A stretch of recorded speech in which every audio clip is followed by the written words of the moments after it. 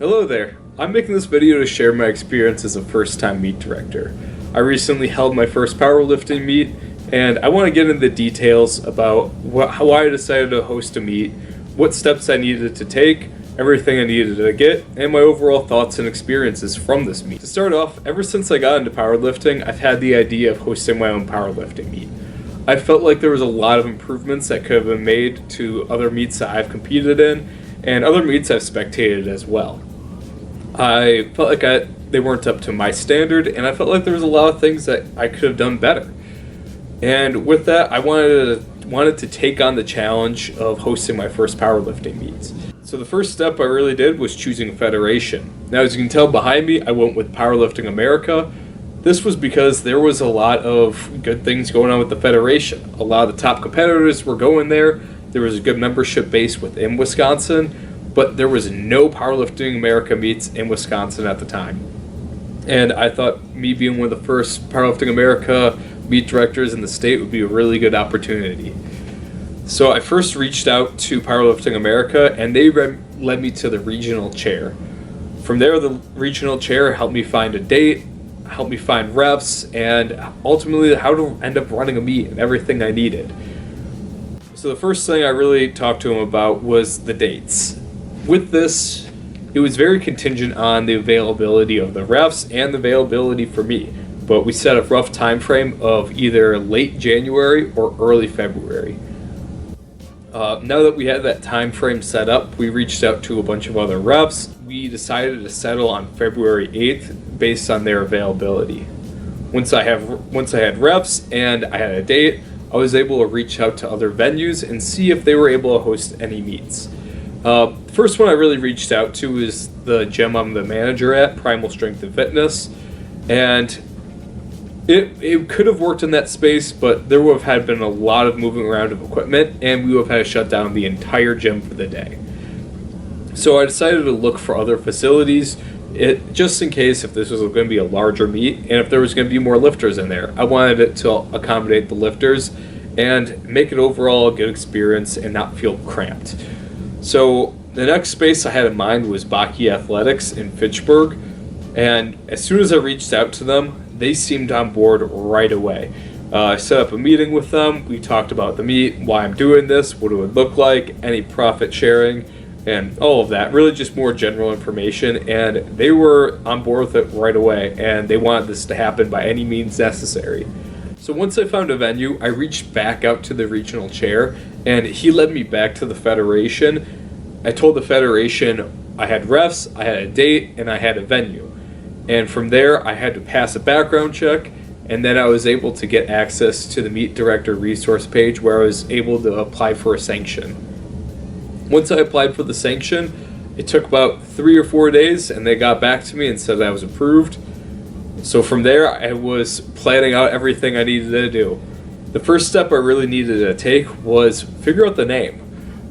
This actually took a lot of time, and I talked with a regional chair a lot about what was the name and what was overall going to be the general theme of this. Now, I didn't really want a tacky name, so I decided just to call it the Baki Battle after the facility it was being hosted at. Once I figured out the name, I started working on promotional material. I made a bunch of stuff in Canva, I made a logo, I made Instagram posts, and I made designs for the t-shirts. So I did all of this before a lot of other steps of the meet because I wanted to make sure I had all of this stuff ready, so then once I set up the registration, I could just blast this all right away. Speaking of the registration, the next thing I did was I went to Lifting Cast, and I was able to add my own meet into there. With that, I needed the name, location, date, and sanction number. Once I got that all figured out, I was able to put in other information like the cost of registration, the cost for any additional add-on categories, and the cost for any t-shirts or any additional materials that they were buying. Registration fee I ended up putting at $100 to start off with. This was based off of talking to other meet directors and talking to the regional chair about what a good price would be. Once I had all of that set up, I started advertising the meet. I advertised mostly through Instagram. I also sent the logo and information for the meet to Powerlifting America, and they were able to put it on their website and promote the meet from there. They even made their own Instagram posts, including it with an advertisement of other meets that they were having around the same time. Once I got the marketing all out there for this meet, I had a few people trickle in for signups, but it was very, very slow. So I decided to take a little bit different of a strategy and have $50 registration fee for the first 10 lifters. And this ended up working out pretty well. After that, I got several more signups. But about 2 months out from the meet, I realized that this meet is going to be a smaller one and I need to downsize it. I knew even if I had only 8 lifters there, I was still going to have this meet just so I can get experience with running my first powerlifting meet. Because of the smaller number of lifters in this meet, I decided to combine the award classes into one. Now, I haven't talked about the awards yet, but it's because there was a lot of shifting around with them. Originally, it was going to be a male and female best lifter prize, and they were both going to have $250 cash, registration paid for, and a Hansu power bar, but I ran into a lot of issues with that. The first one was that there was only 2 females signed up for this meet, so it didn't make sense for me to have 2 separate classes for this, especially because the requirements for having a best lifter award was going to be having 10 lifters in each class at minimum. So I decided to combine the classes together, and I also took out the power bar because there was issues with the company that made the power bar. I still decided to keep the cash prize and the registration the nationals paid for because I felt like these were still good enough incentives, especially for the smaller meets. Once I had the new registration fee and the new awards for the meet, I started promoting that more, and I ended up getting more and more signups from there. About a month out from the meet, I was sitting at about 10 lifters, and then A7 reached out to me asking if they could sponsor this meet. Now, at first, I looked at my phone and did not believe that it was a real email. I still responded to them just in case if it was, and it turned out being the real thing.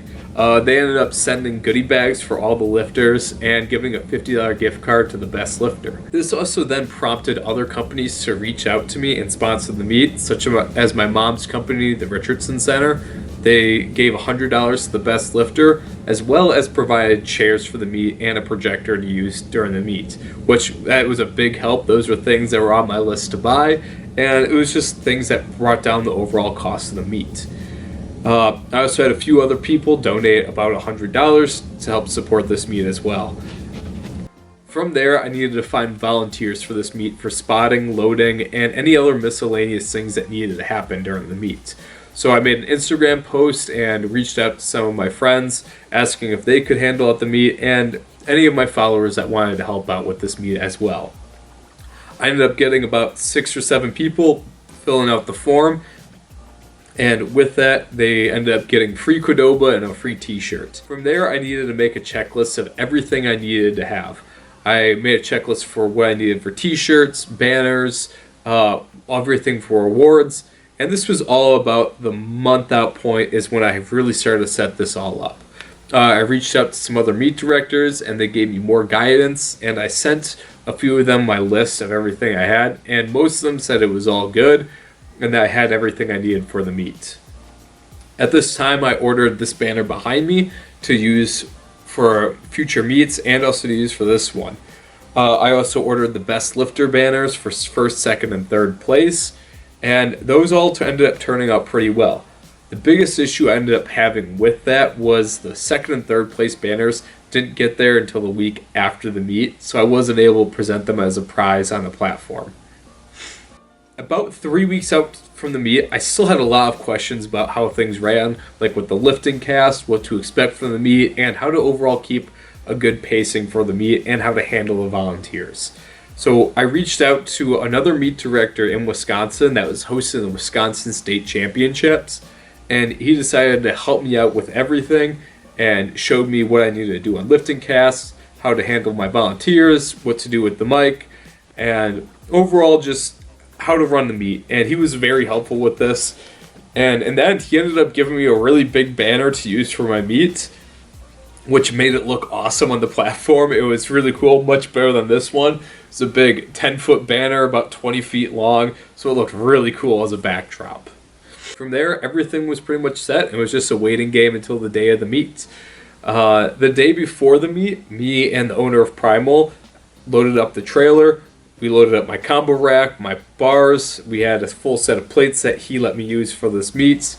And he ended up letting me use his truck and trailer to drive it over to Baki.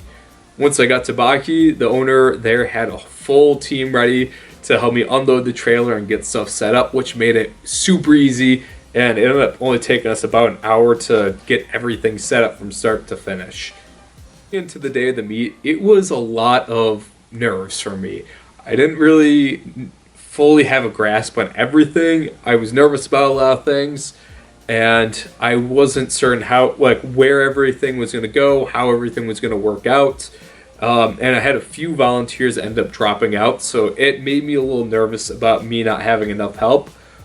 But the day of the meet, Kirsten, the owner of Baki, reached out to me and said she had a few more volunteers, and that was perfect, and it ended up working out great because I was able to rotate spotters and loaders in, give them a little bit of a break.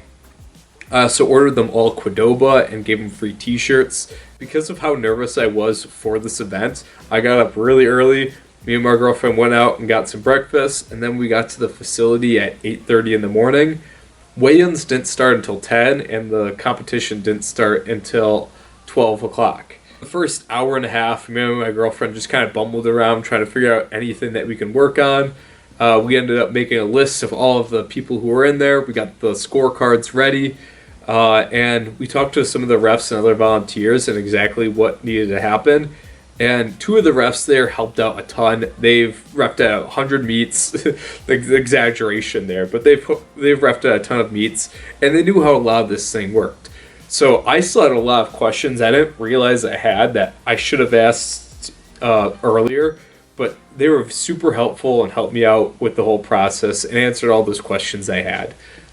But once we had everyone weighed in and everyone got their goodie bags and was settled in, I was working on the lifting cast. We got everyone entered in there, and I decided that I wasn't going to be the one on lifting cast. I was going to leave that to my girlfriend and my dad to work. This was a little nerve-wracking for me because I had learned lifting cast, but we needed someone on the microphone, and I felt like I was probably going to be the best one to do it, and I just needed to trust my volunteers for this. That was probably one of the biggest struggles I had this entire meet, was trusting everyone and not jumping in and needing to adjust every little thing. At 12:30 the lifting started, and things starting off were a little rocky. We had some issues with the commands, we had some issues with the rack, and we had some issues with the lifting cast. But once we got through the first 3 or 4 lifters, everything ran pretty smoothly. The people at the scores table got in a groove, the spotters and loaders got in a groove, we fixed the issue with the rack, and the refs were pretty warmed up to what needed to happen. Overall, the experience of the day of the meet went pretty good. I felt like there really wasn't many hiccups.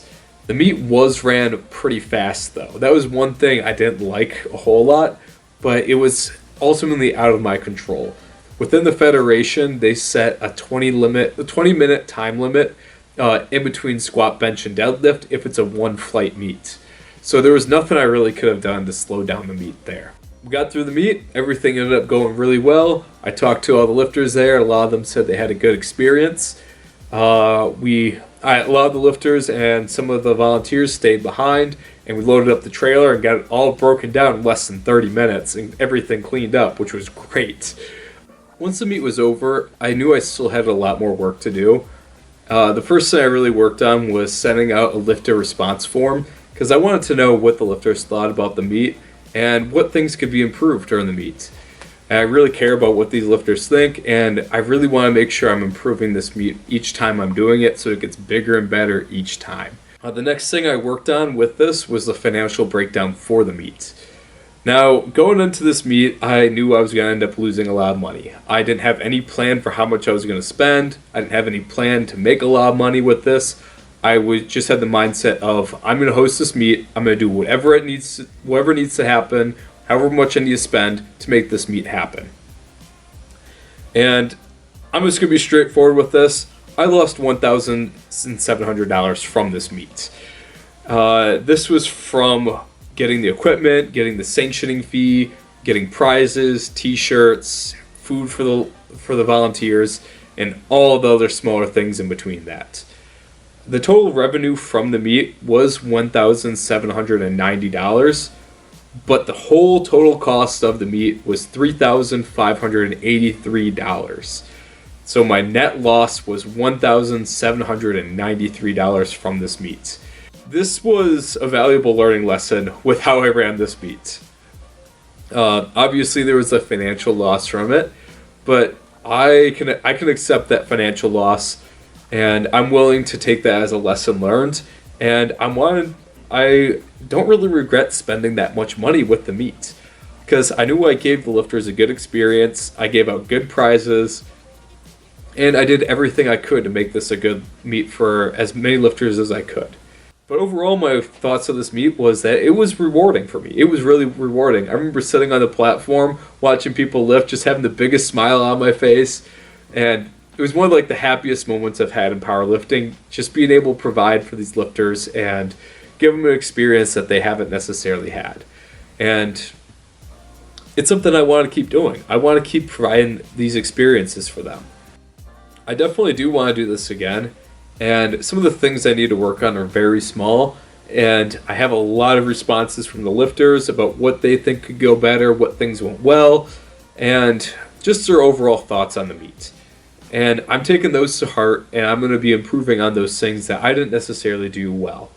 A few of those things were just the meet getting a little bit slower of a start with not figuring out the lifting cast, a few more chairs in the warm-up room, and then maybe having a few more weights in the warm-up room. So all very easy fixes, and I didn't really have many major complaints about the meet.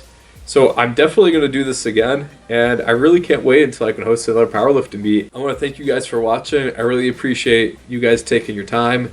And if you have any other questions and want to talk about anything else with this meet, feel free to reach out to me. Thanks for watching.